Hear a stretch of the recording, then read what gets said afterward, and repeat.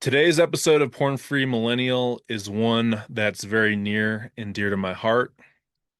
Not only is it the 50th episode of Porn Free Millennial, a podcast that I started a little over 2 years ago, right after my divorce finalized, but it's also a conversation with the person that actually inspired me to start my Substack publication, to start my podcast, and even more importantly, to start my recovery back in 2018. This person was the man ahead of me, which is going to be the theme of this episode. And I think you're really going to enjoy it.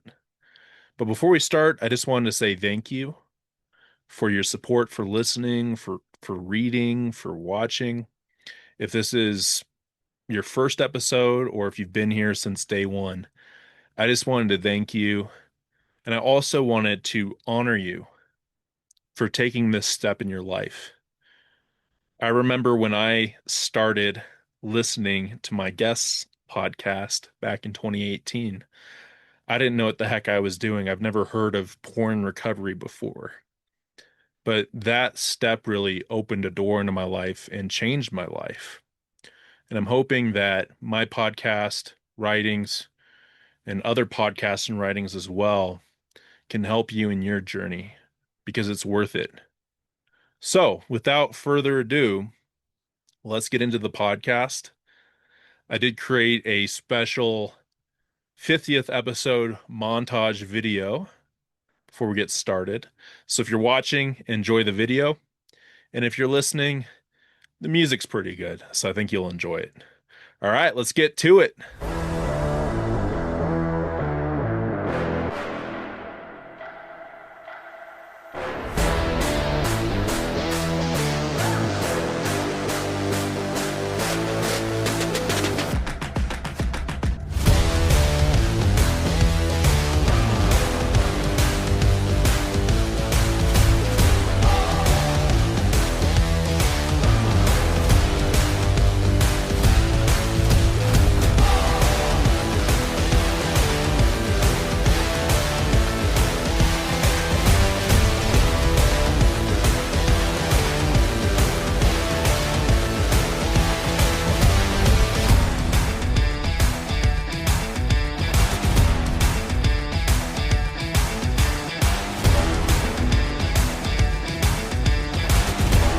Hey, everybody, welcome to the Porn Free Millennial Podcast. This is episode 50, a very special episode. The man ahead of you honoring the podcast that started it all. And just wanted to start off with a quick intro before we introduce our guest here. When we start on this road of recovery, I think there's often a man ahead of us, someone who's walked through the fire, blazed the trail, and turned back just long enough to say, you can make it too. For me, that man is Matt Dobschuetz here today, host of Porn Free Radio and author of the book, which I have right here, Porn Free: Becoming the Type of Man Who Does Not Look at Porn. Through his podcast and writing, Matt spoke directly to the pain and confusion that I was facing back in 2018 when I really hit a rock bottom moment. And Matt, your voice was a steady guide for me and has been ever since. And I just remembered when I first listened to your podcast, I hit a rock bottom moment and I was just looking. I'd never even looked before on podcasts to say, where do I even go? And I think I typed in like quitting porn, things like that, and Porn Free Radio came up. And I remember it was a rock bottom moment for me. And at the time, I think I was about 6 months into my marriage. And I was talking to my wife at the time, and we just decided, hey, you need to get out in the mountains. So I ended up going to my grandparents' cabin about an hour and 30 minutes out of town. And no joke, I think I listened to about 30 of your podcasts in a row over a 3-day weekend while I was fly fishing out there. And really, May 2018, that's when I look back at it and I look at back at that moment. And that's really what kicked it off for me, was your podcast and your story. So it's an honor to have you here today, and just appreciate you so much, all the work that you've done. It's been really meaningful for me. Well, thanks for having me and thanks for saying that. And you're not the only guy to listen to me while they're like fly fishing or painting a bedroom or drywalling. I feel like I go along with a lot of projects. And the irony is people integrate me in things that I'm not good at or have never done in my life. So that's the funny thing. I grew up in the city. I've never fly fished, and I have painted one bedroom, but other than that, I am not handy at all. So it's funny. I hear people go, "Yeah, I was on a job site and I was listening to you," and I'm like, "That's awesome." I still remember in my mind, there was this time in my life where I was in really good shape. I think I've added about 50 pounds since that time, but there's this time where, man, I think I got about to a little over 2 years of sobriety, and I'd listened to your podcast. I still remember where I was in Denver area in Colorado. I think I ran about 3 5Ks a week. I was just in really good shape.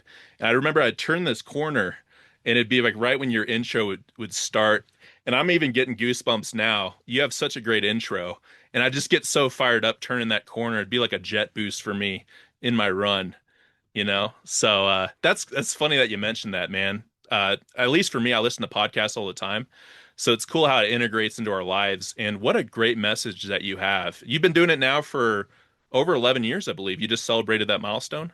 Yeah, I just got to 11 years Wow. and just put out a podcast this week after taking a hiatus. So it was cool to kind of acknowledge that because yeah, it started in 2014, and like you, I was working in corporate America doing a podcast kind of on the side, and then it became my thing. um, so, but it was a real great outlet for me creatively and fun, and then it turned into something even more than I could have ever expected. So the idea that you were listening at some point in your journey and other people, I mean, I've heard stories like that also. And I relate to it too, in the sense that I listen to podcasts and have really, how you connect with the podcaster kind of at a deeper level. So yeah, there's definitely podcasters that really influenced me, and not so much in recovery, but in business and in life. Uh, and so it's like those voices were kind of really strong influences for me. And so it kind of led me into podcasting. Yeah, and I would say just to jump into the theme of the episode, right? The man ahead of you. And I was talking about my rock bottom moment that led me to stepping into recovery. What I actually call recovery, right? Because I think I was first exposed to porn when I was 10, and I grew up Catholic. There's definitely that guilt there. I think in second grade, I thought basically I was just going to go to hell because, hey, you looked at porn, you committed this sin, you're done, you're toast. So I had all this shame in my head. And there were times, where I would just quit. I'd white knuckle, I'd quit porn, I'd throw away the Playboy magazine, say I'd never do it again, but then I'd come back to it.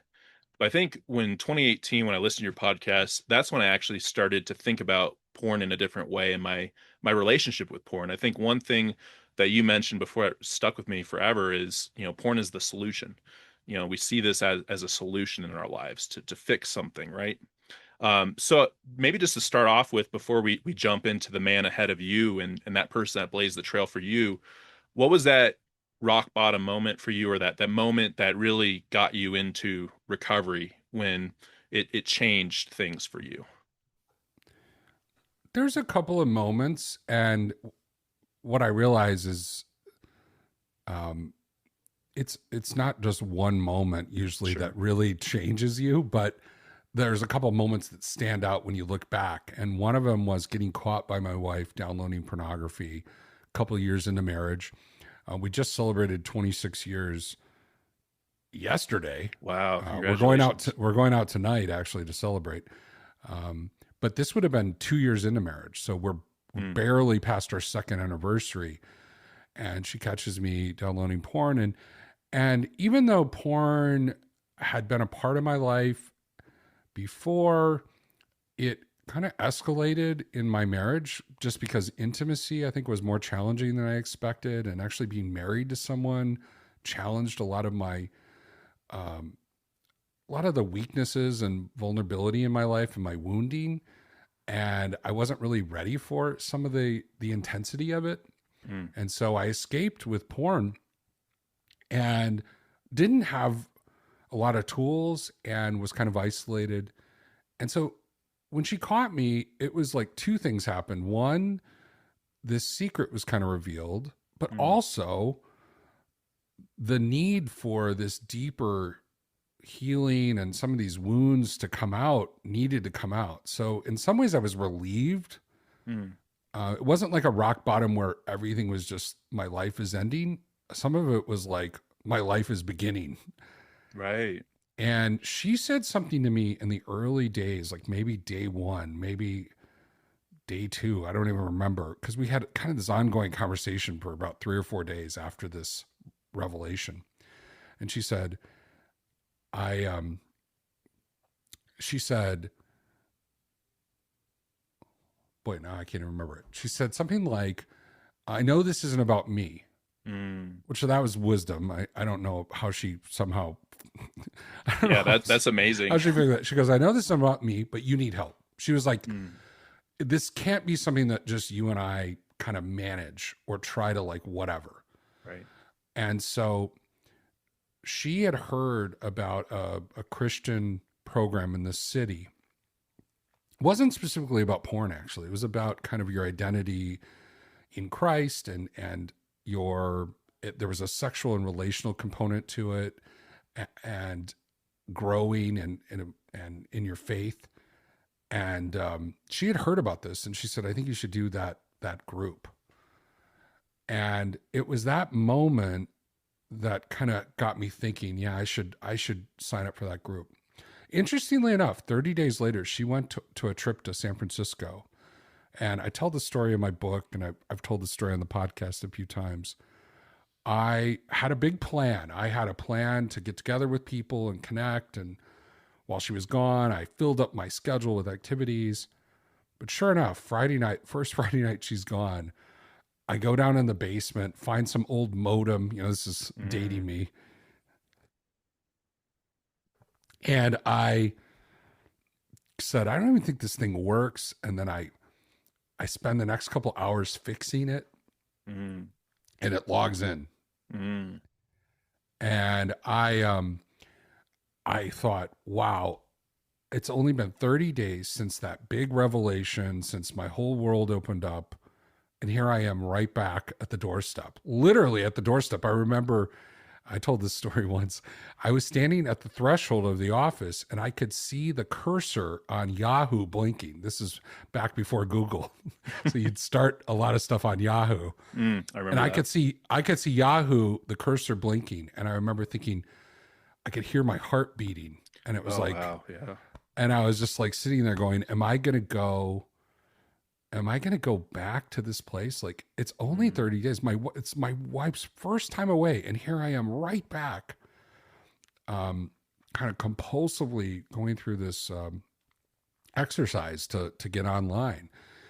And in a moment of kind of, insanity almost, I ran to the computer, ripped out the modem. It was an internal modem. I ripped it out and I took a hammer and broke the modem. And so I kind of thought for a second, okay, well that's freedom, and I kind of felt good about myself. But immediately I felt like a dark presence in my apartment. And it felt like and to this day, I mean, I'm not one of these people who's like super into um, demonic movies or stuff like that.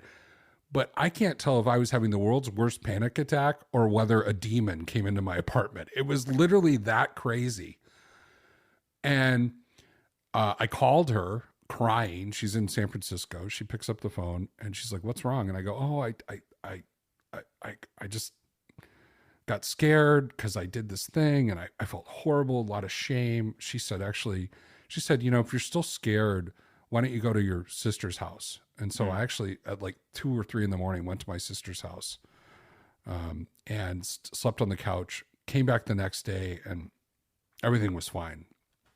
All the lights were on because I had turned on all the lights in my panic. Sure. But okay, that's a long, No, no, go ahead.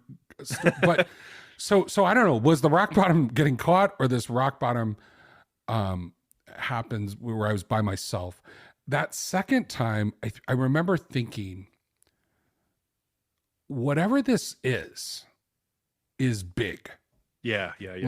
Like, and again, I don't know if it was like demonic, or I don't know if it was a panic attack, but it just revealed that just this thing has so much weight and takes up so much space in my life that I'm almost having a breakdown on a Friday night randomly in the summer.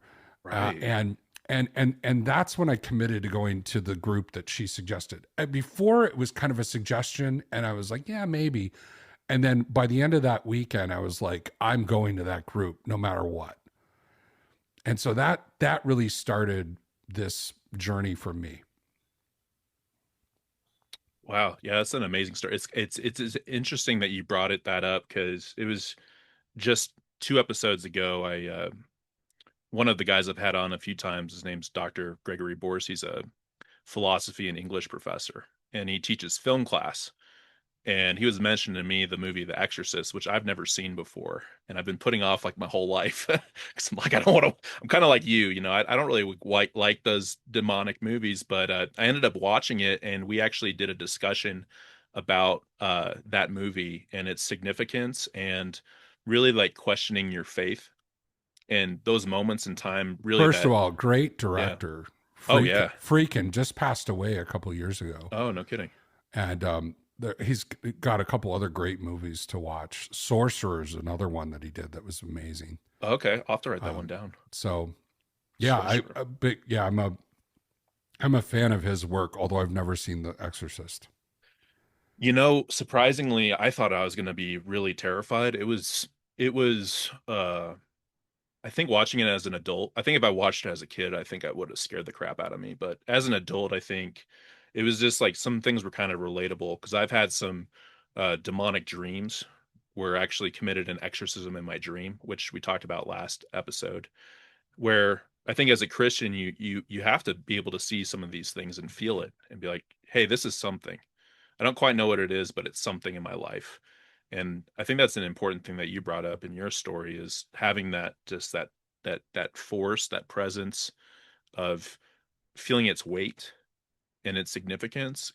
Because I think, at least in my life growing up with porn, I always knew there was something wrong with it, but I don't think I quite understood like how it could affect me or how it could affect other people, you know? And I think that's what a lot of people say sometimes, where they haven't quite thought about it, is it's not really that big of a deal. You know, like no one really cares. It's just my thing. Until it starts to affect other people and it starts to affect you. And then it's this giant weight that you're carrying. And then it's like, how do I work through this? Like, how do I, Well, you know? I think what's interesting, and they say this sometimes in other recovery groups, other types of addiction type things, is like, well, okay, it's not that big of a deal. Well, then just quit. Like, what? Why can't you quit? Mm, Right? It really revealed, or try to manage it. Like, see how that goes. Um, they say this in one of the, I think it's in the AA main text. They say, if you're kind of not sure that this is true, then why don't you try some managed drinking and see how it goes? Like, mm, if you can manage your drinking and not end up in these escalating, challenging places, then go for it. But if you do find yourself, breaking a modem at night and crying and running to your sister's house, may, right? right. To get safety, maybe you should reevaluate like your life choices and try to figure out like maybe there's more to this than even I've given myself permission to even see the consequences and even some of the hold it has on me. Yeah. And then so you were saying that's kind of when you started to go to groups and maybe walk us through that a little bit. Like did that really start to open your eyes just to like a different a world of recovery or of at least for me, I think when I started listening to your podcast and I eventually joined your group, I I think it just opened up like a vocabulary for me where like words had different meaning, actions had different meaning. I think a big thing that you have in your book is awareness being a big thing and just being aware of what your thoughts are and what your habits are. Is that something that started to come like early as you're going through, or did it take some time to develop that? Well, as I said, interestingly enough, I went to a group that was about honesty and being open and about your identity um, as a Christian, and sexual and relational brokenness and issues were part of what you could talk about. And it was interesting. There weren't, as far as I remember, any other porn guys in the group. Mm, And but yet I still found freedom in being able to explain some of the internal things that were coming up for me, and even starting to verbalize what I saw, like what was going on with me. I remember, you know, uh, telling the guys that I had struggled that week with going to a Blockbuster. This is dating me. I know this is a millennial show, but I yeah, I've had all generations on, right. so So I was at a Blockbuster and I was just looking at movie covers of movies that were um not necessarily pornographic. It was Blockbuster, but right. ones that would be stimulating and kind of fantasizing, like what would it be like to rent this movie or get this movie. And I felt kind of stupid, like why am I standing in a video store? And I was trying to get like a hit, right? I was trying to get like a little bit of a buzz. Right. uh and I remember bringing it to the group, and one of the group leaders was like, well, Matt, I don't understand what was the problem? Like, they didn't even understand what it was. And I said, well, here's the thing. I think I really want to act out. And this was like kind of a sneaky way to try to like get close to acting out. And so it's like, it's edging behavior, or I didn't have that language back then, but I said, I was kind of playing with fire or on the edge or kind of, you know, and, and just even admitting that created a place to just have more strength and to I don't know, like I think that became less of a thing. I wasn't stopping at Blockbuster after work anymore, to kind of, and so being able to talk about what was coming up for me really started freeing me. At the same time, the leader, his name was Mario. He just had a real way of having a lot of empathy Mm, for our woundedness and even poor choices that we've made, but a way to provide hope. Like he had a lot of hope in his life. And so I remember kind of grabbing on to the hope. I remember he started the first group by saying anything worth doing is worth doing badly.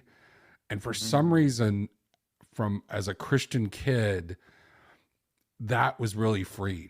Like yeah, I'm not perfect, and Right. I've actually been very imperfect in this pursuit so far. So the idea that he's saying, hey, even if this is kind of sloppy or messy, this is it's worth doing. That was hopeful for me. That's that's great because I know that and just wanted to do a plug. My little brother wanted to say hi. He listens to your podcast all the time too. But one of the, I think we mentioned it. He was my first interview I ever had on my podcast. My little brother. We're Hey, cool story, accountability bro. partners. Uh, But one of the things that we took from you that you've mentioned before is ever tried, ever failed, no matter, try again, fail better from Samuel Beckett. And when you were sharing that, that reminded me of that. And did you kind of get that quote from that in a way when he says fail to do something badly? No, Where'd you it's get that? interesting you mention it. Yeah. Like I was an English major, so I love where the quotes come from. Uh, and if a thing is worth doing, it's worth doing badly was from an essay by the Catholic writer G.K. Chesterton. He was actually writing actually about schools, about school education in England, and that's where that quote comes from. But yeah, the Beckett quote is from a play called Westward Ho, and it's actually dialogue in the play. It's not him saying, "Hey, here's some good advice." It's like actually dialogue in the play. So Wow, I didn't know that. yeah, so That's great. a character actually says that. So, but I love both of those, the sentiments of both of them. That's one thing that I think keeps people stuck is they have this perfectionism mindset, and then when they have a failure or when they have a setback, they kind of chuck everything like that didn't work Mm, versus getting incrementally better and learning how learning how to improve with failure.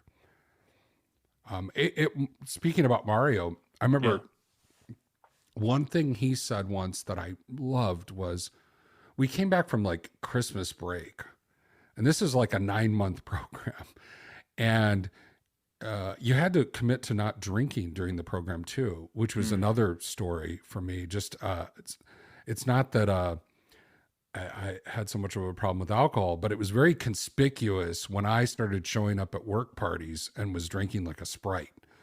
And people would ask, why aren't you drinking? And then I had a choice. Do I say, well, I'm in recovery for this porn problem, or do I just make some story up that they're not going to believe because they're like, why is he drinking a Sprite? right, So right. I had all these funny conversations with coworkers and friends as I showed up at parties and softball games and didn't drink. And but Mario after Christmas, he sort of came in and said, "Listen, you might have had a hard time over the holidays. You might have drank a little bit, or you may have slipped on some of your recovery stuff. And yeah, holidays are stressful, and there's going to be places where you're still learning how to do this, and so don't beat yourself up." And the I don't know what it was about that message. I had had a pretty good holiday, but I still felt comforted. Like if I Mm, did mess up, I'd be okay. And actually, this person is, is there for me. So it's okay if I was perfect, and it's okay if I totally screwed everything up. sure. And the important thing is that I'm here. And I have tried to reiterate that message for years whenever I ran groups after holidays, because inevitably someone has a royal screwed up holiday, Sure. and they're coming in with a ton of shame. And if they come back at all, I've had people who don't come back after the holidays. Mm, And so whenever anyone's sitting there after the holiday, before they share anything, I try to do that Mario speech because I think it was so helpful for me. yeah, it is. It when you were talking, it made me think about how uh because I think similar to what you were sharing, alcohol for me has been interesting as well. Like I'm almost at 6 months sober. I'm walking it with my little sister right now and my mom. But I feel like the times like where I did drink a lot were times that linked to a relapse. But as you're talking, it is interesting how holidays uh I think they link to a lot of memories, right? And they could be like really good memories, they could be really negative memories. So it's interesting that you bring that up, because not and alcohol is interesting because, right, like it's interesting when you're on the outside of it, maybe when you've taken a break from drinking, of how much times like we connect, well, I'll stop drinking after this holiday. But then it's like a few weeks later, there's another thing. And it's like, well, maybe I'll wait after that. And Wow, Super Bowl's coming up, so right. after Super Bowl, Yeah, and in some ways, with porn as well, it your mind kind of does those tricks to where it's like, well, maybe I'll wait until after this, or this will be the she last puts out date. videos on Friday, so I'll I'll stop on Saturday. Yeah, I'll stop on Saturday, right? And it's interesting, like these it's almost like these negotiation tactics that you do with your subconscious. That's a thing that my therapist has been another one of those guys, I think, that's been a man ahead of me, that's helped me. And I remember he would always just bring up, like, you're kind of like at war with like your subconscious self. Like your subconscious is telling you this thing because maybe the subconscious is connecting porn to healing or improperly, or like to coping, to where it's trying to get you there to say, hey, you're feeling this way, let's go here. And you have to like go to war with it a little bit and fight back and say, no, actually, I don't need to do that. Like I have autonomy, like I have a choice I can make. um but those are just thoughts going through my head talking about the holidays, because that is uh it's something I think a lot of people go through.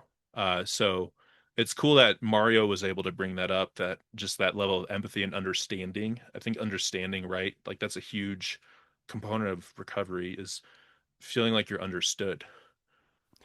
That is, I'm going to take over and just transition this conversation because I know Yeah. where you want to go with this. Yeah, go ahead. That idea of understanding is so important. Feeling understood, and the reason why is that's where hope comes from. Mhm. And here's what it is. And this ties in with the man ahead of me. When Mario shared his story, or another friend of mine, I was thinking of this man ahead, John, a friend of mine, when they share their story and they are able to accurately explain how they're feeling, what was their thinking, what they did, and it sounds like me, okay? Hmm. I feel understood, right? Me too. Right, right. Me too. Like I understand. I hear your story. I understand. It's why podcasting worked really well, right? Me telling my imperfect stories helps Mac in Colorado understand his unperfect story, right? Understood. Yep.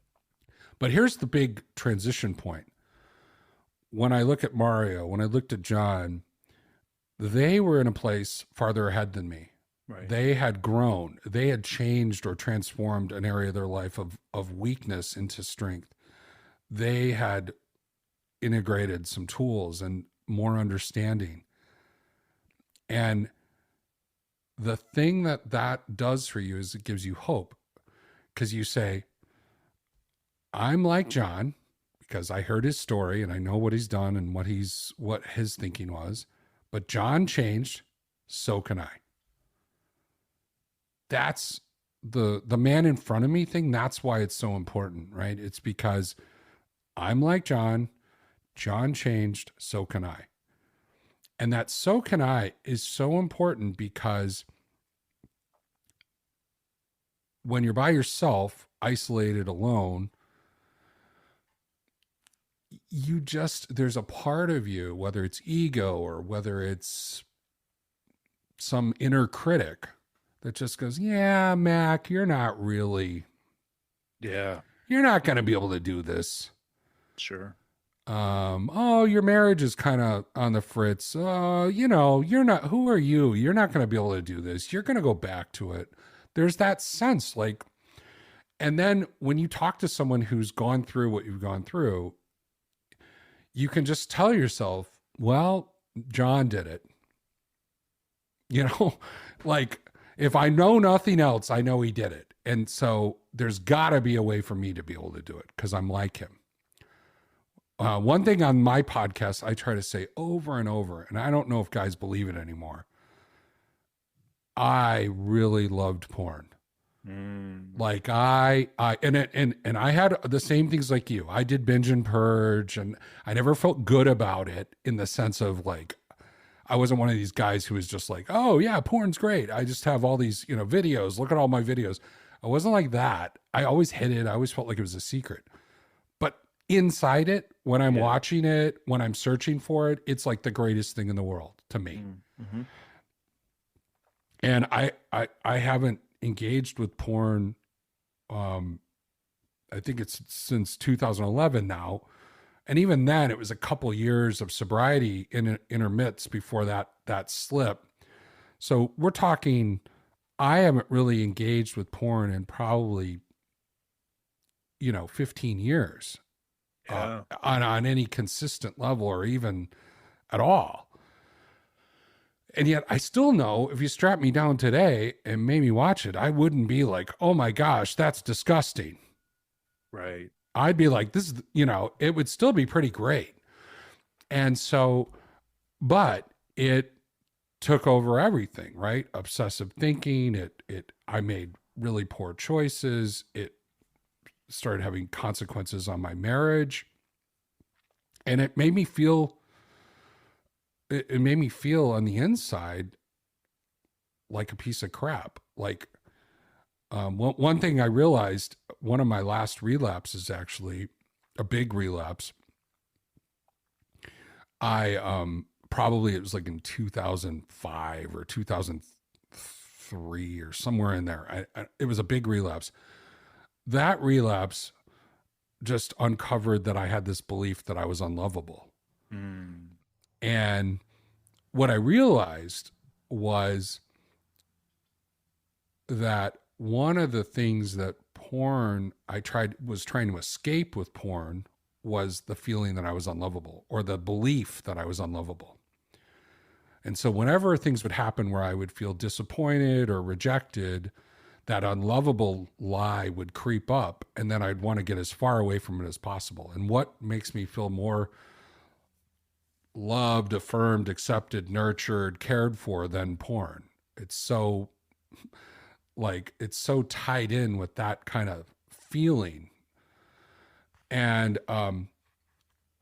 but like most addiction, once it's done, I feel even more of the thing I was trying to escape. The unlovable lie Right. was even more. So I realized I was actually agreeing with the lie that I was unlovable every time I grabbed porn. Wow. Yeah, that's profound. Yeah. I wasn't just feeling unlovable. I wasn't just sort of believing I was unlovable. It was, or I wasn't feeling it. It was, I was agreeing with it. It's like, I was basically saying internally, I'm unlovable and I need this external thing, porn, to make me feel good enough. And I can still see that temptation today. Not so much to look at porn, but that temptation to agree that I'm unlovable and then try to grab for something, whether it's your affirmation, whether it's my wife's uh, affirmation, or a woman at church, or something on TV. I feel like there's always a part of me that's trying to sneakily get that need met. Mm. And so I have to really work hard at going, I'm not going to treat myself as unlovable. I'm not going to agree with this. I'm going to call it out when I see it. I'm going to check it in with John, who, by the way, I still get together with every 2 weeks. We rarely ever talk about porn or porn behaviors anymore, but we're always talking about sneaky ways of trying to get needs, things that are coming up for us, things where we're growing, challenges in our life. We're always sharing those things. But anyway, I've been talking a lot, so I'll turn it back to you. No, I think that's fantastic because um, I think that like what you're talking about, the idea of being understood, and I think you really hit the nail on the head that resonated a lot with me was hearing somebody's story hearing their what hit me when I it was like the opening minute of like you talking the first podcast was um it just hit me like it was so relatable to me because I think it was about coming clean. I think that might be the title of it. But to me it just hit me so hard like being like, oh my gosh, like he's saying exactly the things that I'm feeling right now. And having that understanding that someone else is going through it, and then like you're saying there's somebody else ahead of you, like you're saying you've been sober for over a decade, and that's you're somebody I can look ahead at and say, hey, I can do that too. I can be like Matt, you know. And I think, but it's that understanding, and I think the thing that you just said about how like I love the porn experience. I think that's something as well that maybe not a lot of people like want to admit, but I think that is like a big part of it. It's very it sucks you in, like it's got its hooks in you. Uh, I call it a lot that porn is like a vampire. I did a podcast on that, and something that you see in the movies when someone's being fed on by the vampire, sometimes it's like they have like that pure ecstasy, like when they're feeding on their neck, like you're being sucked dry, but while you're being sucked dry, you're having this feeling of uh, deep, immense ecstasy almost. That's how I would describe it for me. But then, like you said, once you realize that, hey, it's kind of becoming a self-fulfilling prophecy. For me, my thing was always that I don't have any value. So kind of similar to I think the unlovable, but I've talked about it before. But the thing that really locked in, I think the my relationship with porn was my dad struggled with drinking. He was never abusive or anything like that, but he was just distant. And it was around the time I was going into high school, and my dad played college basketball, and I wanted to follow in his footsteps. And it just seemed like every time there was some big event or hey, I'd get home from school or from practice, he would just be on the chair kind of slouched. And right when I would know that he was drunk, I would just go straight to the basement where my room was and I would just go straight to the computer and go to porn. So it was like my coping mechanism whenever uh I felt like my dad valued the alcohol more than me. So I'd go to the porn. And it really took me realizing that to break free of realizing, and for me it was actually through doing EMDR therapy with my Mm. therapist. It was kind of nuts. It really like unlocked a lot of memories for me, core memories. uh but I think that's an important thing in recovery, right? Is like you're saying, is to be really honest of like, okay, like why am I going to this, like deep down, like what's the root of it, like why do I go, like what am I getting out of it? And I think oftentimes people kind of just pass it off as, well, I'm a man and I need a, you know, I have sexual urges. Like that's what I hear all the time is, you know, I just need to release some stress. But it's like, well, what's deeper than that, right? What are you, what's the solution? Like what are you actually pursuing here? Um, Even like sometimes you start talking about the deeper conversation and someone will push back on you,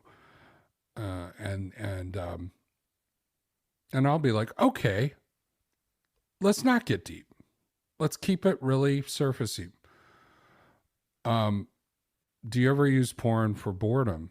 Oh yeah, all the time. Well, why can't you just be bored? Like, what's again? Just be bored. hmm. Why do you have to use porn to escape boredom?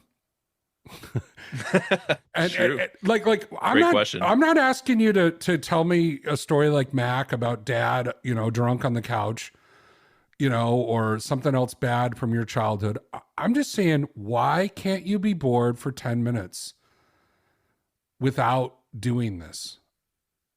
Isn't there, doesn't that make you think that there's something there that you're escaping, avoiding, that's maybe problematic? Yeah. You Yeah, know? sure. I'm sure that and does that typically that question, does that normally open up some dialogue? Yeah, it usually there's always some part of denial where people are excusing how dependent they are on their phone, or how dependent they are on these little behaviors, these rituals. And it's like, you keep escaping every time you have 10 minutes free. You end up escaping your life. You're not really living your life. You're on the sidelines. And yeah, I get really tired with some of those conversations. I'm getting kind of tired with the whole thing right now. I know If I I hear, listened to your last podcast. I was telling Jason George, another friend of mine, we were just trading emails about this today, or texts. And I said, if I hear another grown man talking about struggling with Instagram or TikTok, I'm like, come Yeah, on, enough already. Like I don't see, I'm not telling you have to be on it or off it, but I don't get why that's even still a part of your world anymore if it's causing you so much anguish that you're bringing it up with me. You know, I'm a paid coach. I work usually with a fee, and right. it's not cheap for a lot of people. Like, they have to like think about it. Do I really want to do this? Do I want to work with Matt? And then they'll bring like TikTok to me, and it's like, do we want to spend this time talking about TikTok? Right. Like, think about it. Like, the Well, meter's running here. Do you want to? Do you want any more growth in your life than this stupid app that is a time waster? that's such a great point. That sounds like maybe callous, but it is funny. I'm like, I can't believe I'm talking about this. Yeah. Well, no, I think it makes sense though from your perspective is you really want to help people and I think at least for me, thinking about me and other people I know that I've worked with and uh it typically is something a little bit deeper than just social media or I often find that it's almost like it's a projection of it's and I can't when I get kind of ticked off is when people start blaming like women for how they dress or I'm like okay like you don't need to be staring at them like a dog like and I think it was an episode maybe with Craig Parra if I'm not mistaken where he was talking about going to like Burning Man or something like that. Was it Craig Parra? Do you remember that? He went to Coachella, and we Coachella, talked that's about what it that. was. A Yeah, concert, yeah. and I think the theme of that, right, is like you still like most of us, right? Like 99% of us still have to use the internet, still have to go on the internet or still have to interact with people. And I think sometimes people focus so much on avoiding things. Like I gotta avoid that. I can't go on the internet anymore, or I have to get a flip phone, or I can't go to the gym anymore because there's women that dress a certain way. And like your book, which I love what you have here, becoming the type of man who does not look at porn. I think that's the important thing, right? Is like becoming the type of man that if you go to the gym, you're there to work out. If you're walking the streets or in the supermarket, you're there to do something. You're not there to be scoping out chicks or to be getting those hits like you're saying, Yeah, so you know? Craig Parra, this other coach, he went to Coachella with his daughter, and he wanted to connect with his daughter, and he had a great time with her. And that was the whole reason he was there. And we talked about that, and he was reminding himself of the purpose that he was there, and he was actually being very present. And even though there were things there that were challenging, and he kept reminding himself of his why and his purpose. And I thought we did an excellent job sharing about that.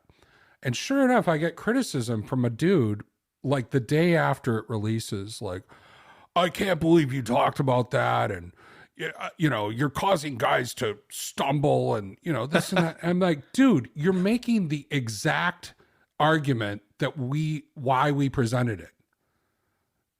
And I don't go out of my way in my podcast to trigger people. Like Sure. I don't even know if we talked about one of the artists that he saw, because I think I try to avoid using female names. I try to avoid things that would create obsessive thinking. Yeah, same. But yet, dude, you're making my point. I told the guys at our Rev groups once. I said, listen, If you get triggered here, guess what? You're in the best place possible to be triggered. This is a place where you can honestly talk about what's coming up for you. You can clean it up. If someone triggered you because they said something inappropriate or something that kind of triggered you, well, you can bring it up. You can maybe make an agreement or make a request, or you can just own it and ask for support. Like, the goal in life is to never be triggered. The goal is how do you manage in healthy ways what comes up for you? Mm. Yeah, and how to spot it. I think it might have been one of your early episodes too. I've mentioned this in my podcast, but when I was on that mountain retreat, listened to all your episodes, I found myself with a journal writing down all the things that triggered me. And I remember I wrote down women in white cars. And I thought that was such a funny, I was like, okay, write it down, write it down. And I just bring that up because it might sound silly, right? But in a way, it's helpful to just break that seal of just being honest and being vulnerable with yourself.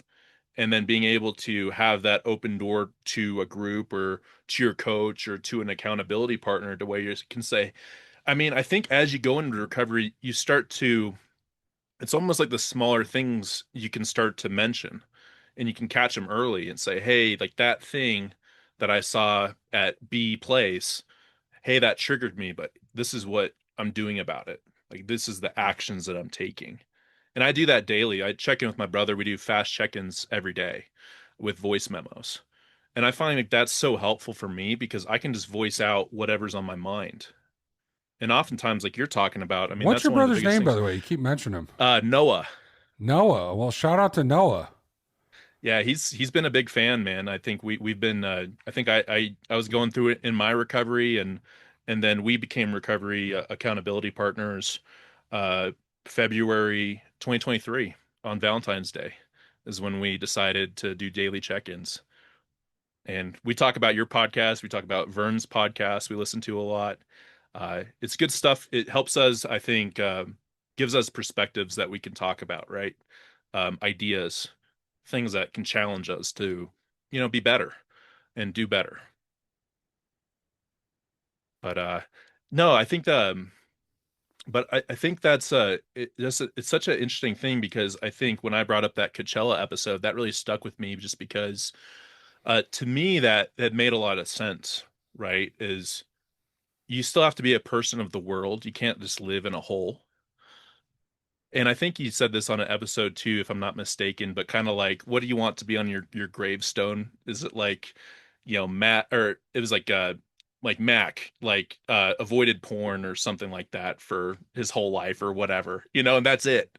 Like, hey, I avoided it. I did it, I avoided porn my whole life. I don't think that was me who said that. It sounds like a Okay. Vern. That It sounds might like have been Vern. Vern. It might have been Vern, but that stuck with me because I think like what you I talked. like that though.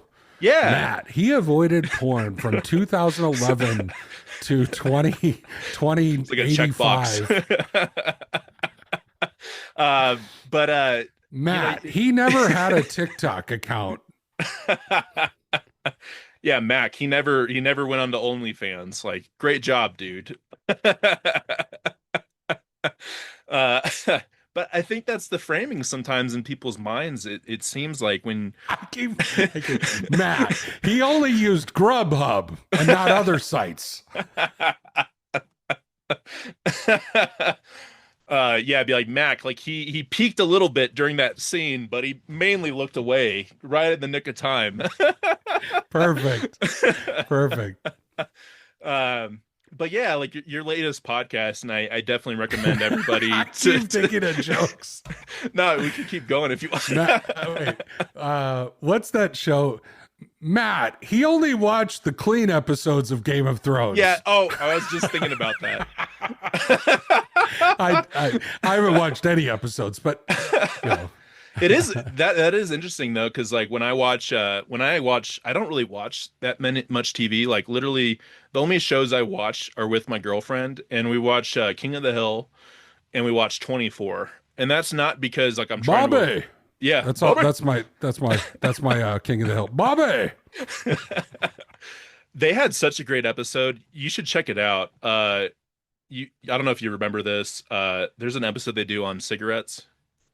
I really want to do either write about it or do a podcast about it, but it's such a good episode about addiction because Bobby, him and his friend, they find like a cigarette in a dumpster, and then they smoke it like in some closet, and then Hank discovers them, and unbeknownst to everybody, like Hank and Peggy used to smoke cigarettes like when they were dating, so I have all these memories of them being young and smoking cigarettes.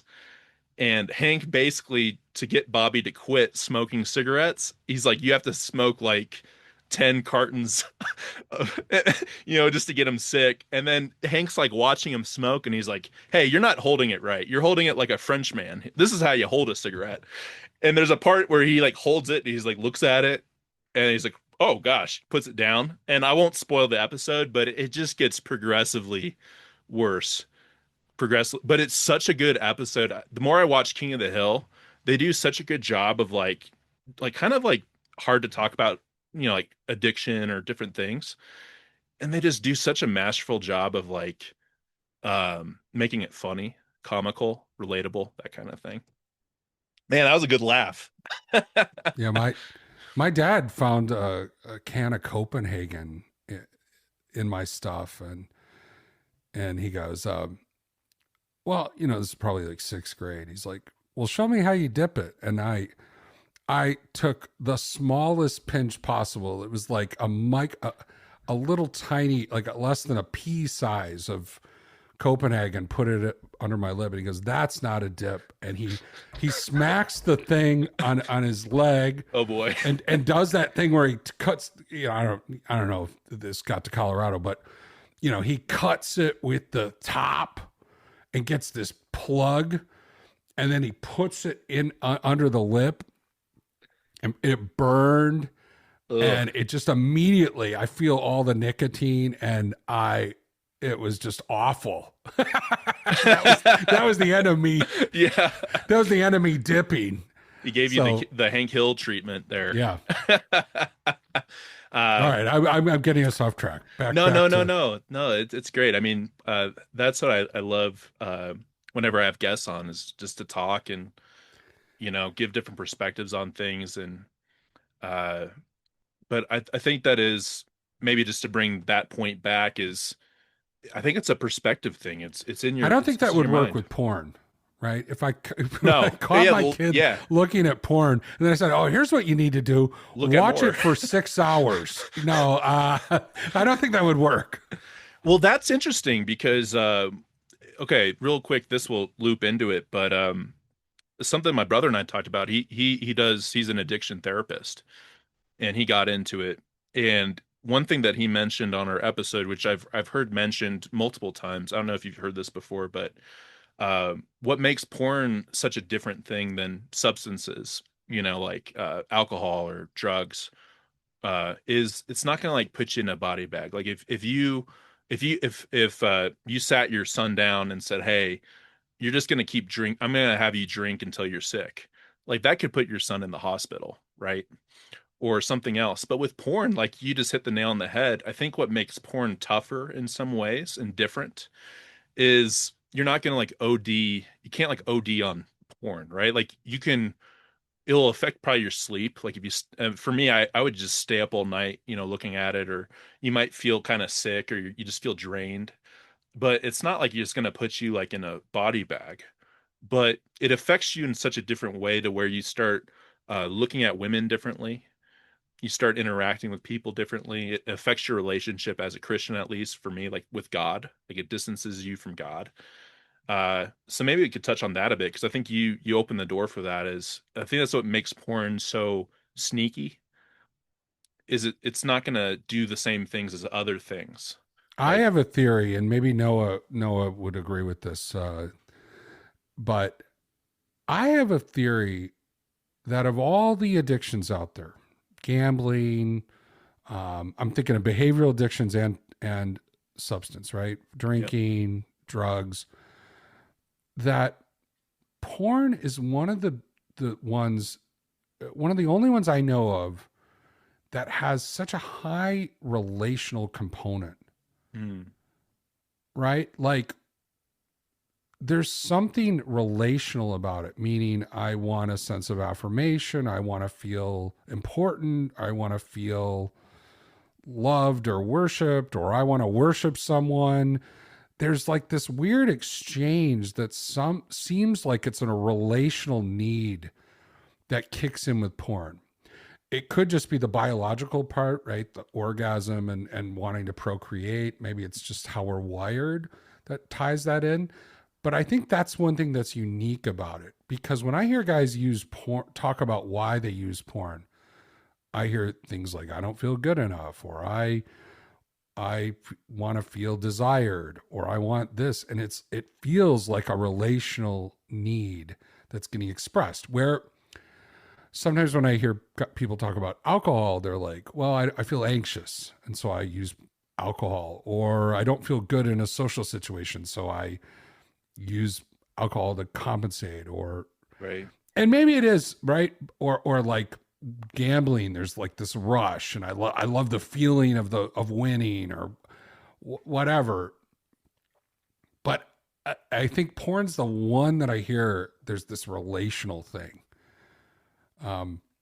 So that's the one thing I think. And I think everyone thinks they're unique. Everyone thinks their addiction is the unique one. So I'm Right. sure there's other ways of looking at other addictions that are unique to those things. But when I think about why porn was so challenging to me, because it's so tapped into that unlovable piece with me, and it's so tapped into wanting to be seen and cared for and nurtured and understood. All those things kind of went hand in hand with porn. Whereas I'll give you an example. I don't have any interest in gaming. I've never had an interest in gaming. Some people say, oh, gaming and porn are just alike. Well, not to me. Right. Whatever gaming gives you, it doesn't give me what I want, what I am looking for. It's not that I can't be addicted to a game. I remember, playing Halo once, and Oh, great game. and I love Tony Hawk in the old days. But I actually bought an Xbox, believe it or not, in that period after the demonic whatever, as a way to have something to do that was kind of fun and safe. Okay. Because back then, Xbox, you couldn't get online with them. Interestingly enough, though, just to show you the addiction piece, I bought a modded chip from Thailand and soldered it to my Xbox, and I was able to get porn on my Xbox, original Xbox. So oh, wow. it's like, how like in Jurassic Park, the dinosaurs find a way. I always could find a way. So that safe Xbox that I had, I figured out how to make it unsafe. So again, gaming was not like, I wasn't trying to mod my Xbox to get free games. Right. I think deep down it was like, I liked the idea of, this thing, and so it's such a deeper pull for me, probably because of the relational piece. Yeah, and I think too, it's just so accessible, right? It's free. You can be anonymous. Because I think, like, in order to get a drink, right, you got to go somewhere to get a drink. Like, you got to physically go and like buy some alcohol. Well, again, I know this is the millennial podcast, but it wasn't free when I got Right. addicted. I had to buy it. I had to go buy it, acquire it, steal it, rent it, and that did add a level of obstacle. And I used to say sometimes I stayed porn free because I didn't have money, or I stayed porn free because I had thrown away my stash and I didn't have anything. And so just that at some point craving passes. If you don't engage craving, it goes away. So there were many days that I would go a week or two without porn because I literally didn't have porn. Right. It wasn't quite that I had built a lot of tools or had a lot of um, had a lot of growth. It was more the absence of it. But you're right. Nowadays, if you don't have a plan for Yeah, your smartphone will serve up porn whenever you want it. So, totally. so when I talk to a guy and I'm like, "What's your plan for your smartphone?" I'm not telling you how to live your life or what you need. I'm just saying if you have determined that you have uh problematic porn use in your and you want to change it and you don't have a plan for your phone, it's a non-starter. Yeah, I remember when I was working with Vern, when it was actually when Noah became my accountability partner. It was leading up to my divorce being finalized, and I was just sliding around for it was about a month or two when I separated from my ex, and I just remember Vern telling me, he's like, "Hey Mac, like you got to make it easier on yourself, and you need to download some kind of accountability software." And the interesting thing about it was, I think it was accountable to you is what I downloaded, and it sends like texts and emails to somebody, whoever your accountability partner is, if you're looking at triggering content, and that in turn, which is really interesting, right? In order to get accountability software, like you need to have an accountability partner, right? So then that brought in my little brother into the mix where he downloaded it too. So it wasn't just that I got software on my phone, but I also got a partner, somebody that I could talk to. And then we incorporated the fast check-in model in our check-ins. And oh my gosh, it made such a big difference. It was like the minute I downloaded that software, it was like I just felt like I could breathe again.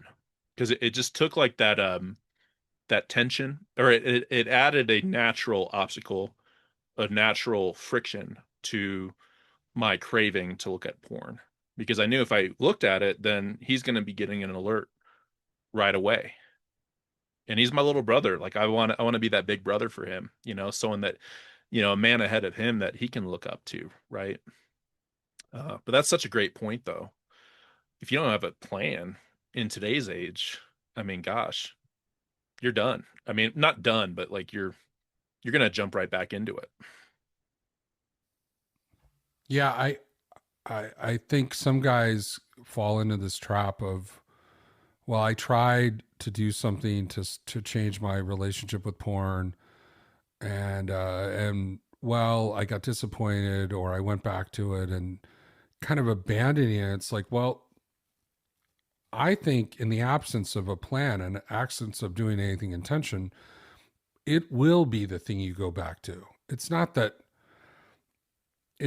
you're hopeless to change. It's Sure. that you kind of have a default, and if you want to do something different, you have to actively change Right. and grow. And if you're not willing to do any of that, it's gonna be one of those things, right? If it was just your intentions, you know, I mean, this is the difference between an addiction or problematic use of something. If it was capable for you to change your relationship with it without doing anything, just making an intention, you would do it. You could do it. Like none of like, have you ever been a compulsive gambler?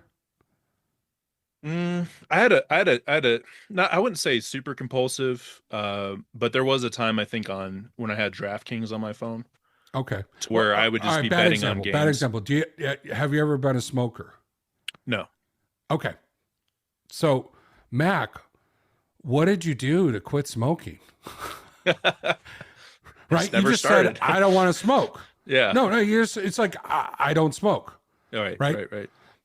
The people who don't have a problematic use of something or a behavioral addiction, that's the what they do. That's the extent of it. They just make a choice.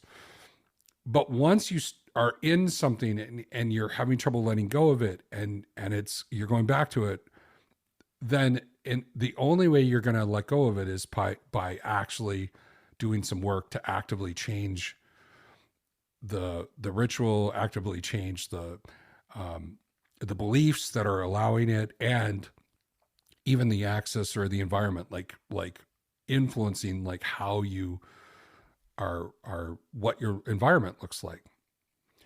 Um, I think it would be hard to get sober from alcohol with a beer full of fridge or a fridge full of beer. Right. Um, I think it would be hard to quit porn if your phone just had all your, links saved. And at any moment that you felt any sort of negative feeling, whether it was boredom or whether it was rejection, you could just click on something. It's going to be a pain. There's never going to be any progress made. Yeah, sure. No, great points. Great points, Matt. Um, yeah, I've got a few more questions for you. Again, really appreciate your time today. Um, but I think one thing, like, bringing it back to the man ahead, was there like a point in time, like where you realized you were that man for somebody else, or you were ready to lead other men? Because I know that that's something too that I think was a part of my journey is, hey, like, am I ready to start talking about this and helping other people out? Because I think there is a little bit of that doubt inside of, like, who's going to listen to me, or am I that guy that someone can take hope from? Was there like a moment for you where you started to help other people, and where that role started to become clear for you? Yeah, and it's probably not an answer that you would think. I went to the Mario group and I had a really good experience there. And I went with a friend of mine, and it was at another church in the city. And I'm in the north suburbs, and so I had to drive into the city to go to this thing. And I remember thinking, gosh, why couldn't we do something like this at our church? A kind of a discipleship ministry that focused on sexual and relational issues for men and women. Why couldn't we do it? And it's a story of how I realized I could be the one to help bring it.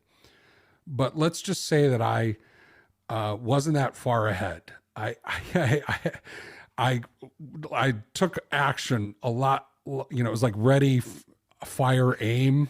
It was a Yeah, little yeah, bit like that, yeah. right? So imagine this. Fast forward a couple years into recovery. I'm now leading a group with men and women, and we met on Sunday nights. Now, if you ever listen to Porn Free Radio, you know that I'm a Bears fan. The Bears are who we thought they were. That's the wrong one. The Bears. The Bears. Right. So I feel honored by you just doing that on my podcast.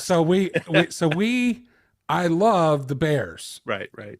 And this fall, whatever fall it was, 2004 or 2000 whatever, there were two Bears games on two Sundays, like in the period when we were going to run our group. Okay. Big sacrifice. Right. Well, so I strategically scheduled the group to be off these weeks. So imagine you're meeting September 1st and you're meeting September 7th. Then all of a sudden September 10th, September 14th, you're off. And then you're back September 21st, and then you're off September 28th. And no one questioned it. And towards the end of the run, a woman pulled me aside. To this day, I don't remember who it was. She pulled me aside. She said, "Matt, this group has been really life-changing for me. It's been really important for me in my own healing." She had some trauma in her past, and this was a really good starting point for her. She said, "But I want to talk about the schedule." She goes, "I'm looking at these dates," and I go, "Matt scheduled off these nights for the Bears." And she said, "I'm kind of hurt by that because I'm coming with the deepest wounds and pain in my life. Yeah. And you're it feels like you scheduled these nights off for the Bears. And man, when she said it was like I'm almost sad thinking about it now. It was like a lightning bolt. Like I was still thinking of myself as kind of the happy porn addict, right? Who's, messy and sloppy. Anything worth doing is worth doing badly, guys. Come along, let's do this. But she was looking for me to be someone who could hold her pain, hold space for her pain, and hold space for this thing that was defining her life, and be safe enough so that she could recover. And I know I just joked and played the sample, but Yeah, that's meaningful. and I do it on the podcast sometimes. Sometimes we're goofing around and we're playing, Sure. we're having fun. But I never forgot that. And I never scheduled a group off because of the Bears again, or the Bulls, or the Cubs. And I, luckily TiVo and some of that stuff started making it easy to just go home and watch it. But Sure. but that thought of I'm now the Mario in this story. I'm not the participant. I'm not the guy just whatever. Right. It matters that I show up and be present. And it matters. My recovery matters to other people. My leadership matters. And you see this in a group. You've probably seen this in things you've done. Everyone comes to a group me focused. I have a problem, so I'm coming to this group. And some guys just stay in that spot. They'll blow off group, and you'll be like, "Hey, where were you at group? Oh, you know what? Yeah. It was really important for me and my wife to go out to dinner. It's super important. And kind of like it doesn't matter if I don't show up. Because it's just about me and my recovery. Or I was doing really good this week, and I just got busy and what they're saying is it doesn't really matter about anybody else in the group. It's just about me.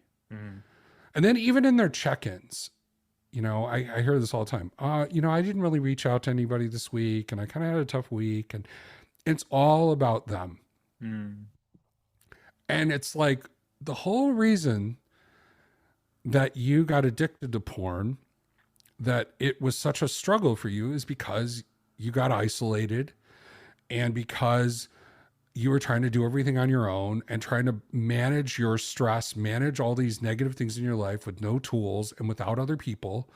And this thing overtook your life. And now you're in recovery and you're using the same playbook that you had in porn. You're alone, you're overwhelmed, and you're just kind of trying to do it on your own. And you're not even thinking of other people. Right. You're completely self-focused in your recovery. And you see this shift where guys go from thinking about just them, me, to we. They start thinking about, gosh, the other guys in this group are struggling. I should call this guy. Or I remember being in my group where I heard a guy sharing very vulnerably, and I saw a guy next to him tear up. And I thought, the guy tearing up, he's getting it. Yeah. He's starting to see the reason he's here is not just for himself, it's for this other guy. And there's something valuable about being with this other guy. He's feeling seen and heard and connecting. And there's this like reciprocal connection that happens. That can't happen if you're staying in the me focused kind of thing. So yeah, that was when it got me, is when that woman confronted me. That's such a powerful story. That's so powerful. And I think too, when you jump into that, or when you step into that role of leading other people, I think it helps like sharpen it helps sharpen you in your recovery. I talk about it a lot, but I have a Monday newsletter, and then I write every Friday as well. I write poems and stuff, but part of what I'm writing is uh, it helps keep me focused, and it helps keep me thinking about other people too, because I'm thinking about, well, what's going to resonate with somebody. What's going to help somebody have a different perspective on things. And I think that's a cool thing about maybe being ahead of somebody, right? Is you have that responsibility to where you have to show up because someone else is looking ahead at you and what you're doing, right? And it gives them hope. It gives them hope. Uh, that's fantastic. What a powerful story there. And then was there something that really got you going where you were like, hey, I need to do a podcast and talk about this? Yeah. Well, said group had a lot of people in it in the early 2000s. So I was running that group 2003. And there were men and women and coming in with trauma, coming in with gender confusion, self-hatred, some sexual addiction. But what happened is right at the time we were running the group, broadband came in. I talked about putting a modem together, and it's like, that's 2001. 2004, DSL and cable modems start coming. Then YouTube comes out. And then by 2010, people are starting to have smartphones. Right. With data. And what happened was, in that group, more people started showing porn symptoms, right? Porn, it was sexual trauma. It was sexual trauma from childhood and porn. It was a woman was getting into sexual conversations online. It was videos. It was erotic fiction. It was sharing stories. It all of a sudden became porn started showing up more and more in different ways, right? Yeah. Whereas when I first went in 2001, I'm explaining edging. I'm explaining being at the video store, explaining how I got porn on my Xbox. I remember telling my pastor once, I looked at porn on my Xbox. He's like, your Xbox? It What's connects that? It connects to your TV. How does, like, his mind is it's one wire, right. Xbox to TV. Like, he's thinking, where's the porn coming from? Right. I'm having to explain. Now, 10 years, fast forward 10 years, I'm actually not the exception anymore. Everyone is having an issue. And so I got sick of talking about porn because it distracted us from all the other things we wanted to talk about. Talk about our wounds and talk about our parents and talk about all these other things that we had in our program. All of a sudden, porn is taking a lot of the conversation. And that's when I started thinking, what if there was just a resource about porn? And maybe this could be something I could even direct people to, so that even in our groups, I could say, well, go listen to podcast 5 about this thing. Right. So that was kind of the idea. The other idea, it was kind of at the time I was working my corporate job, and this is before side hustles and all that stuff. But I remember thinking it would be fun to create something on my own.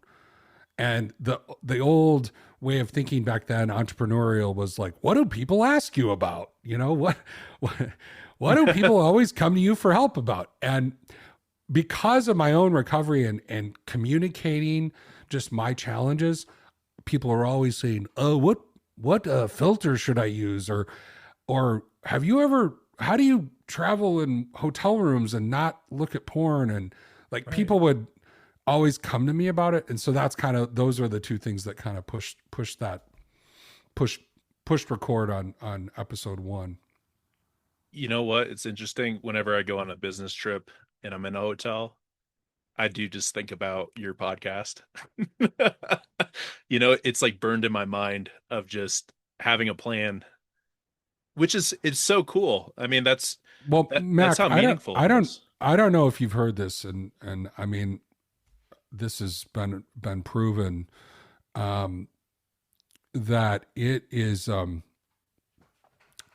scientifically impossible to maintain an erection if you're listening to my podcast. It's just my voice, the tenor of my voice kills all erections.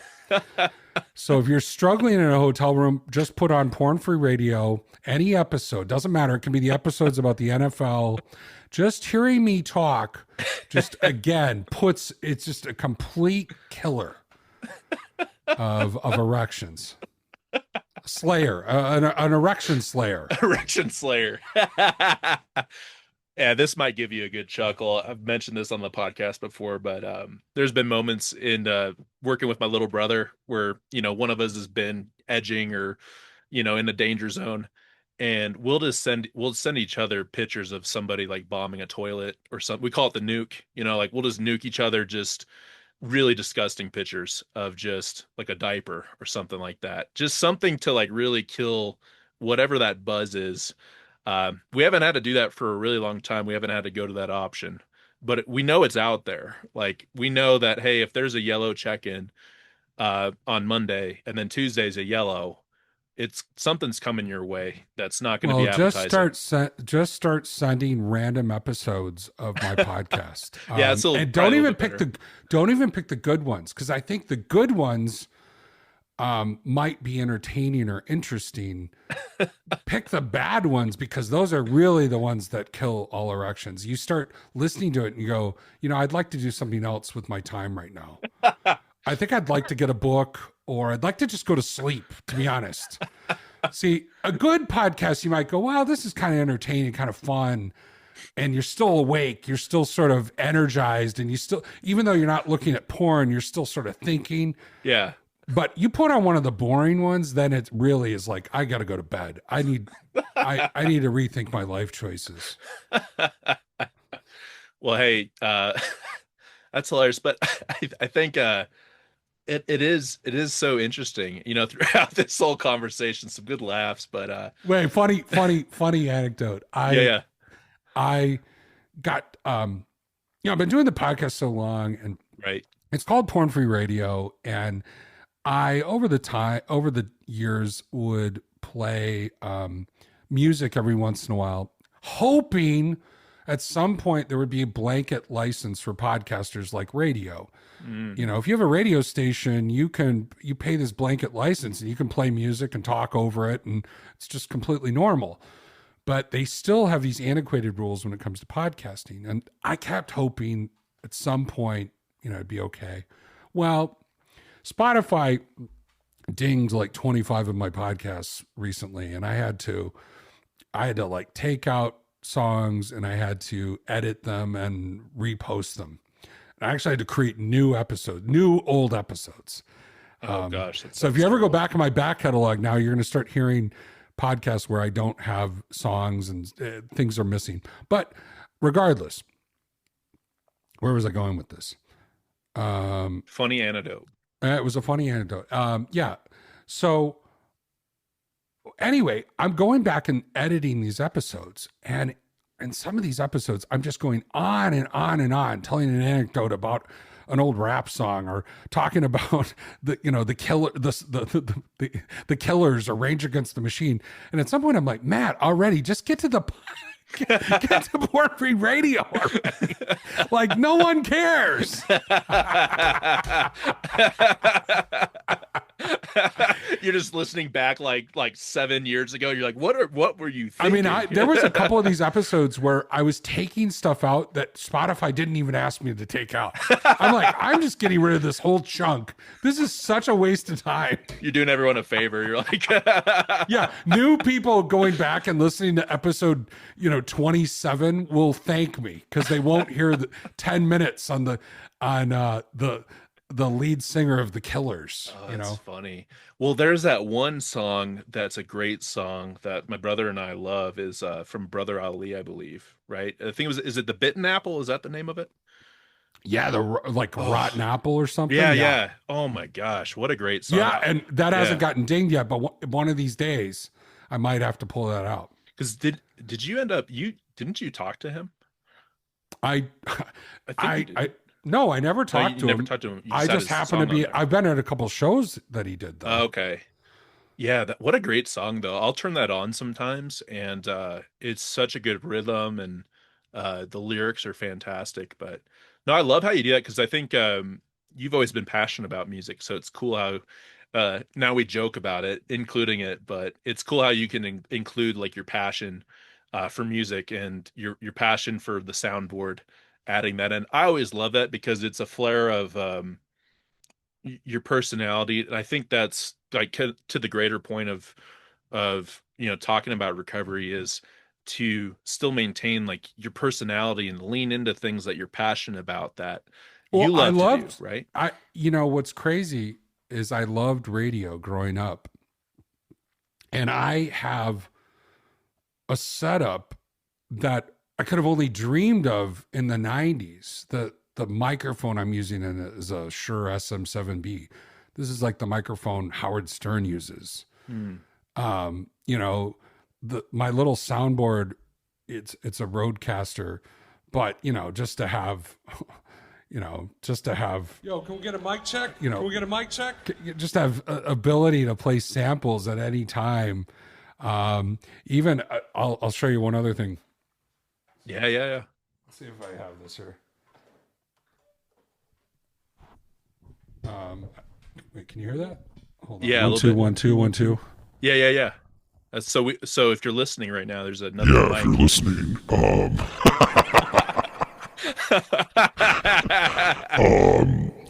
I heard you were watching The Exorcist, Mac. I had some notes. I was actually in that. I was in that for a little bit. They got my character completely wrong. Oh, that's so cool, man. I love it, man. You I mean, got just the all these tools. yeah, just the fun of that.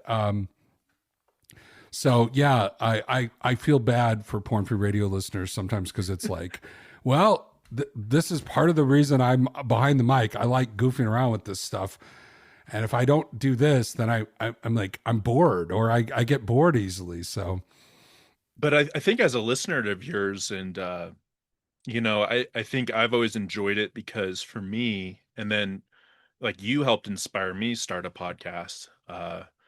And I think what I love about whenever I listen to you is you can just whenever like you're with your brother or by yourself or with other people, there is a sense of that the mat like you're having fun. And then when you get serious, you need to get serious, but I think sometimes people have this misconception of if I live a porn-free life, I'm just going to be boring and life's going to be dull. But it's the complete opposite, I think, is when you actually are leaning into recovery and leaning into who you are and rediscovering yourself and rebuilding this identity that you're proud of. Oh my gosh, it's like bliss. Like I've experienced so much bliss in recovery and moments of experiencing emotions that could be having a moment where I just have a good cry and I feel my emotions. And like you said, like if you're bored, sit in it. If you're sad, like you don't have to escape being sad. Or if you're feeling like you're saying, like joking around or goofing off, you can embrace it. You don't have to run away. You can embrace who you are and have pride in that, and and start to understand who you are as a person, right? Fully. You're not having this monkey on your back or hiding things. You can just be you. yes, I agree. You are correct, sir. But I think that's what the man ahead. I think that's what helps is that's why I love your podcast. I've mentioned on my podcast before saying, "Hey, here's something I've heard from Porn Free Radio." Here's an old Gen Xer that you can listen to if you run out of Porn Free Millennial episodes. I only have 50 guys, so if you're really desperate, go listen to some of Matt Dobschuetz's Gen X old guy podcasts. If you need to slay your erection, go to Porn Free Radio. Slay your erection. Oh yeah, Porn Free Radio. that is a Halo reference, by the way. Team Slayer. Slayer. Yeah. Yeah. But yeah, just just to land the plane, it's been a absolute honor having you on. Part of what I wanted to do too on my 50th episode of Milestone is just to tell you thank you. Thank you for what you do. I'm thankful that you took that step in your life and that you helped pave that way for me and so many other people, my little brother, giving us hope, giving us a person we could look at ahead of us. So I just wanted to thank you and honor you. It's just so meaningful to have you on today. Well, I thank you for all those kind words. I really appreciate it. I was trying to think of a way that I could, I don't know, impart something to you. And so I was just thinking it really comes down to two words. Erection Slayer.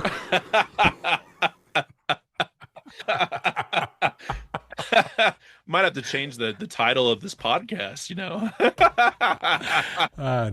No, I appreciate it. And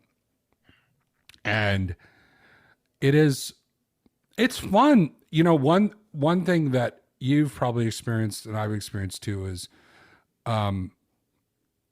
the tools that were the tools that really, threw gasoline on the fire of my addiction, in porn and, internet pornography. The same tools are the things that have led me to incredible freedom, both through connection and through software and through even this ability to communicate with others across the world. We're essentially reclaiming the tech for something valuable. And, even it's interesting, even some of the obsessive things I do, recording, editing, or editing my website or fixing things, those skills that used to be the obsessive thinking that I used to go find porn or to download things. Now those things are used in a creative pursuit, a harmonious passion that actually creates something valuable that makes me feel good about myself. So even though, I spend way too much time sometimes goofing around with things. Sure. But it's time well wasted compared to what I used to do. Oh, that's such a great point. Yeah, I relate to that. So final question for the man ahead. So if Mario was listening to this, what would you say to him, that man ahead of you? It's interesting that Mario, I haven't talked to in a long time. And I tried to get him to come on my podcast once, like on episode 200. I thought it was kind of a similar thing. I thought, hey, I'd love to get him on, and I couldn't make it work. I couldn't connect with him. And, but it's just gratitude. Thank you for hosting that group in 2001. And, it completely changed the course of my life. And by choices I made, it's affected lots of other people. And, so that's one thing is thanks for showing up then. I see John though pretty regularly. Yeah. And I mean, and that concept of, John can do it, so can I. I remember John has been sober since 1999. Wow. And so I still look up to him. Mm. And some of the things that he models today still help me. Just recently, he came to me and said, "Hey, I need to check something in." And he described a situation where he was feeling some pull towards someone he was working with. And it was so upstream. It doesn't even sound like a confession or any sort of danger, but he could see it. Right. He could, I'm feeling this pull towards this person and I just want to get ahead of it. Here's the person. Here's what it is. Here's what I know about it. Here's what it's coming up for me. And by the end of the conversation, it's like he had a clear plan. He knew what he was going to do. And, I'm sure it completely killed any sort of sneakiness that was there. And also made it, kind of healthier.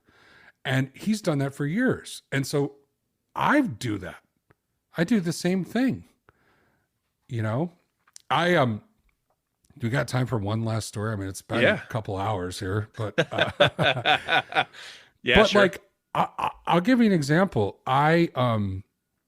We were joking about me goofing around with podcasting, but I've always liked DJing. And I've DJ'd parties and weddings, and sometimes people ask me to DJ when I'm at a gathering, and I just start DJing. And I remembered I was DJing once, this is a couple of years ago, and there was a woman at this party, and I was drawn to her, and and I realized I played a song that I thought she would totally love. Like, it was totally sneaky, and guess what, Mac? She loved it. And I knew she would love it. And I come back to John and I go, I got to check something in.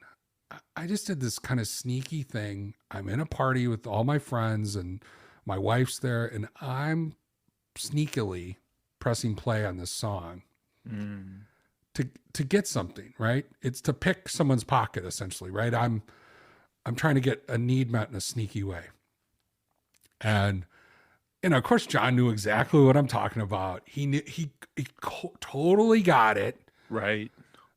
And as soon as I checked it in, I'm like, I felt better about it. And now I don't even have any shame about it now. I'm just happy that I had tools and I had someone to go to with it.